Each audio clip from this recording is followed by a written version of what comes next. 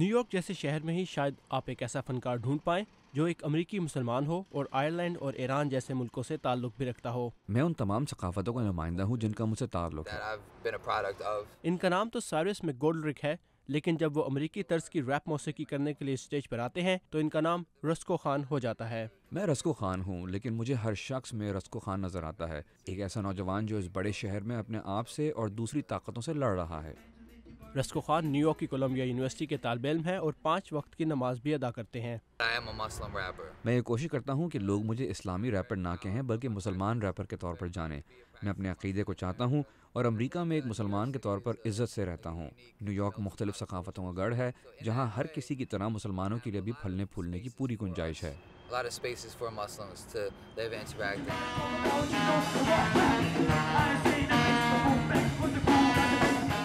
اور رسکو کی موسیقی کی بنیاد بھی یہی ہے۔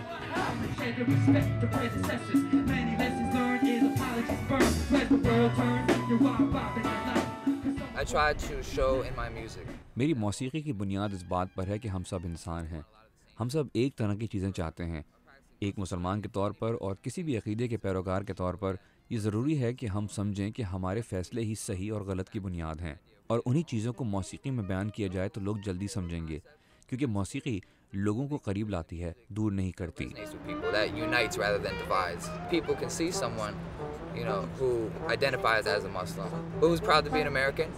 رسکو کی یہی خوبی ان کے ماں باپ کے لیے بھی خوشی کا باعث ہے۔ رسکو کے والد جم کا کہنا ہے کہ وہ اس سے خوش ہیں کہ ان کا بیٹا اپنی موسیقی میں محنت کر رہا ہے، جبکہ یہ چیز لوگوں کو قریب بھی لا رہی ہے۔ ایک فنکار کے طور پر میں ایسی جگہوں میں جاتا ہوں یا ایسے لوگوں سے ملتا ہوں جس سے عموماً مسلمان اجتناب کریں گے، لیکن آپ ایک مسلمان ہوتے ہوئے ایک موسیقار ہو سکتے ہیں۔ اگر آپ جانتے ہیں کہ آپ اس موسیقی سے کیا کام لینا چاہتے ہیں، آپ کو موسیقی اچھی لگتی ہے یا اس سے جڑی چمک دمک کی دنیا۔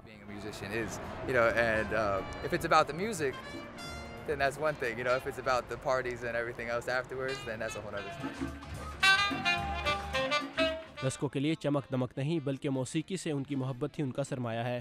جب رسکو موسیقی ترتیب نہیں دے رہے ہوتے یا پڑھائی میں مصروف ہوتے ہیں تو وہ روڈ آئلینڈ جہاں وہ رہتے ہیں کی مقامی آبادی کو رضاکارانہ طور پر پڑھانے کی خدمات انجام دیتے ہیں۔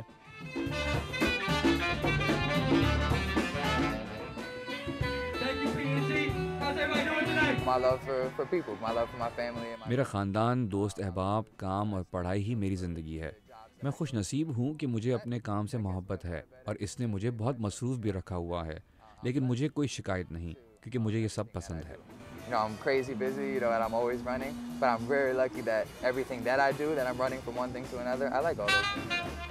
رسکو خان کی باتوں سے پتہ چلتا ہے کہ مختلف ثقافتوں کے درمیان رہنے والے اس نوجوان نے اپنے لیے وہ درمیانی راستہ ڈھونڈ لیا ہے جسے عالمی سطح پر تحمل اور برداشت کہتے ہیں۔ آراش اربسادی کے ساتھ ثاقب الاسلام، اردو VOA۔